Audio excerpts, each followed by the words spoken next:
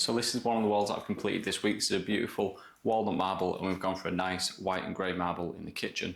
Let's rewind it back a little bit and show you how we've made both these walls.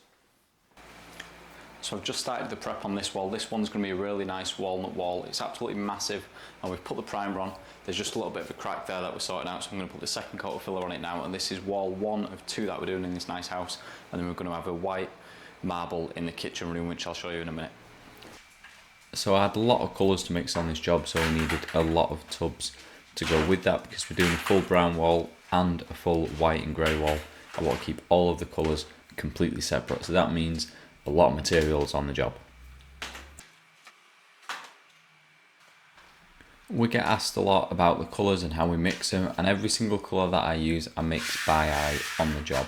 I know I probably shouldn't because it is quite difficult to match colours, but if a room is lighter or darker, it makes sense to add a little bit more darkness to a light room and lightness to a dark room, if that makes sense, because some customers have massive windows in the rooms that we're working in and others are quite dark, so we need to change the colours around from there, and this is what makes us bespoke. I suppose that's what all the colours like when I turn up to site and they see me mixing all the colours on the job, which is custom and matches their house. Like for this one, I matched the colours with some of the colours that was in the floor and the door, just to make sure everything runs together. Now, I've already primed the wall at this stage, and this is the first base coat. So the base coat, I am not worried about getting it too flat because there's no background suction because we've just got the primer on.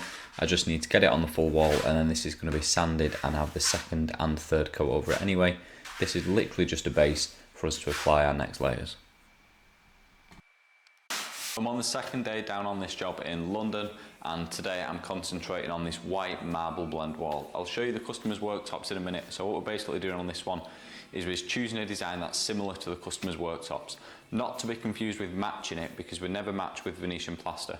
We always try and do our own design that complements it rather than matching it, because one of them is going to look odd if you try and match it. So what I've done so far is I've put 2 base coats of white on, sanded that down, and then 2 coats of grey Venetian plaster sort of speckled on in different areas to give us this nice broken pattern. What I'm going to do now is go over with the white plaster, and this will cover half of it and keep half of it and build up more of the layers on the job. Right, we're on the move so we can see now. So you can see we've got some nice little bits poking through, and for this we're going for sort of a broken marble, so it's not got a direction to it as such. And this is going to look beautiful once it's shined up. And then this is the customer's worktop. Let's see if you can see it. So you see the sort of similar design that we're going for? That's the idea. So that's the plan.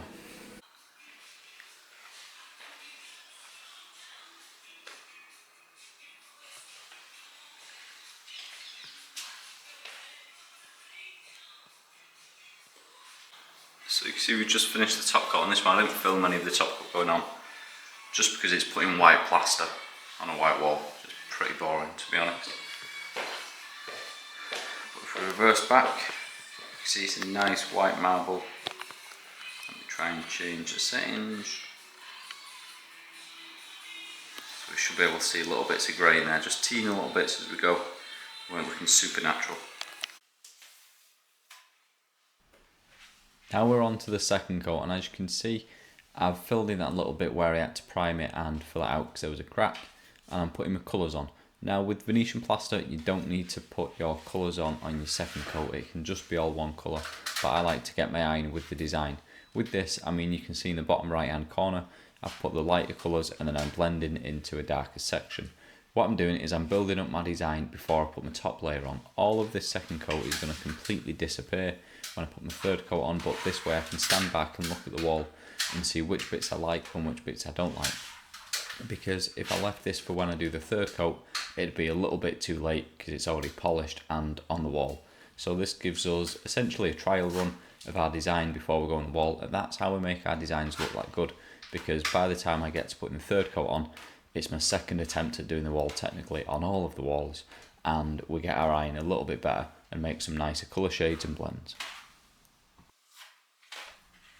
Now this does take probably twice as long as just putting one colour coat on, so it does mean a little bit more time on the job, but my customers always paid more than enough to make sure I'm taking my time on the job, so I'm never in a rush, and my goal is just to make everything look right. It's only me that owns the business, so I'm going to be the first person to get a complaint if there is one, so I'd rather everything look perfect than rush anything.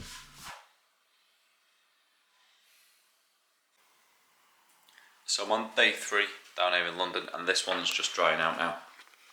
So everything's all dry, it's just about to get sanded. And then we can put the third coat on this one today. So we've got the Merc set up. Got the big Merc Leros. It's an absolute beast. So that does all the main bits. And we've got the smaller Merc for the smaller bits.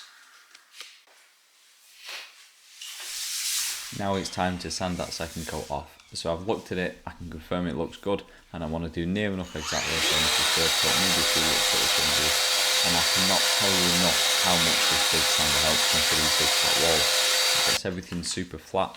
It was quite a lot of money, but it was definitely worth it. And then once I've gone over the big middle sections of the walls, I'll go around the little sockets and half each area with my smaller sander. This is all with a 180 grit or 240 grit sandpaper, depending on which product you're using, which can get it on and smooth it all out. Once it's smoothed out, I'll dedust it, and then we're going on with the top coat. So you can see I'm working my pattern in. I've already burnished that first quarter, and I'm just slowly going through and blending everything as I go.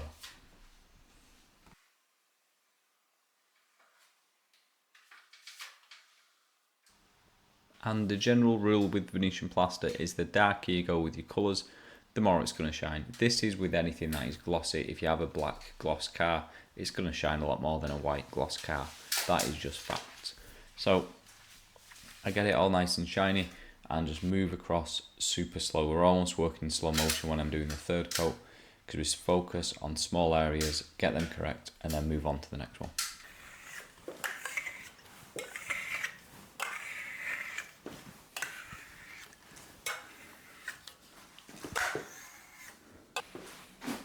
So this one's just been burnished and it's fully done. I didn't film as much as I wanted to on it just because it's quite warm in here today. So I've had to concentrate on getting the wall on rather than filming, which is the usual problem that I run into, which is why I need a cameraman. I have got a cameraman that comes on jobs with me sometimes, so we're going to try and get him on more jobs, try and improve the content a little bit, because I know the content can be a little bit dry and boring. I am aware of that.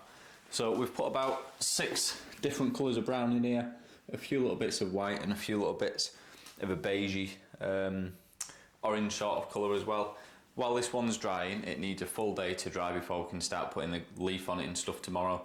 We're going to go into the next room, which is the white polished plaster wall. So we're on the move now, so we can see the full wall. Beautiful design, and I'm lucky again to get a nice flat wall like this. Nothing in the way apart from a few sockets and stuff, but the customer took the sockets off and moved all the stuff to the side. So if you're a customer watching this, take your sockets off, move all your stuff. Don't make me do it, because I hate doing it. And don't leave your TV on the wall, because that annoys me more than anything in the universe. So let's take us into the other room without falling over. Ooh, look at that. Can't reverse for too long, to be honest. And this is the other room that we're working in. So you can see it's a nice white marble. We've got a few darker bits in there. If I zoom in. So this one is just super simple. Nice and neutral. We're trying to make this a statement wall without being too in your face. So we've got a lot of these nice marbling sections in there. And with this one now I'm going to go over it with the polishing pads again, because I went over polished it yesterday. Just needs polishing up, whereas some of these bits taken down a little bit. And then it's ready for, I think we're putting a little bit of silver leaf on this one. And now I'm on to the fun bit, which is shining it up. So for this I'm using a sub 4000 pad and going over it quite meticulously, making sure we get out any dull bits. You do still get dull bits, that is part of the design, and overlap marks where we've put one section running on to the next. You get these overlap sort of hazy bits and then a little bit more matte, but that is completely natural. It's not a tile at the end of the day. We're not looking for an absolutely perfect finish. Then it was on with the silver leaf. I chose silver with this one because I've got silver in the doors inside the house. So when we're putting the silver on, I put the glue on first and then just work really slow, painting the veins, make them look nice and natural. A lot of people go wrong when they're painting in the veins because they put them too linear and too straight and too often. So they'll put them sort of every 600 millimeters or something, and it ends up looking like a stripy wall rather than a marble wall. Once that was done, it was on with the wax, and then we timed to finish it off.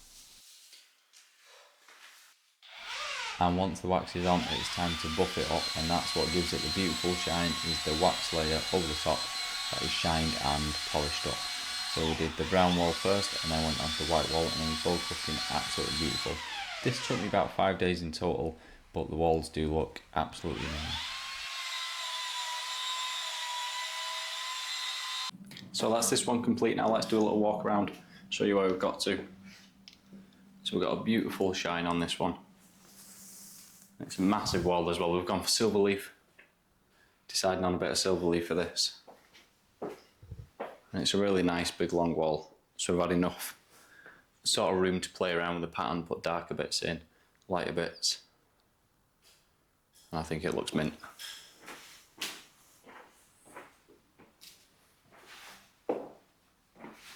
So this is the other white wall that we've done. It's a white and grey marble design. If we go in close, you can see the little bits of grey marble in. Super nice and subtle. And we've got a little bit of silver leaf running through as well in the design. So we've got a really nice shine on it.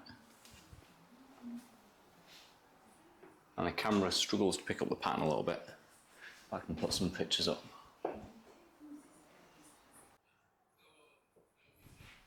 Now, if you're not already, please do make sure you like and subscribe, because this is what I do for work, and I do really appreciate everyone following me along on my Venetian plaster journey. If you do have any questions, let me know on some of the other social medias, and any helpful links I've put down below, so my online courses and my in-person courses, as well as helpful links for tools. I'll see you on that.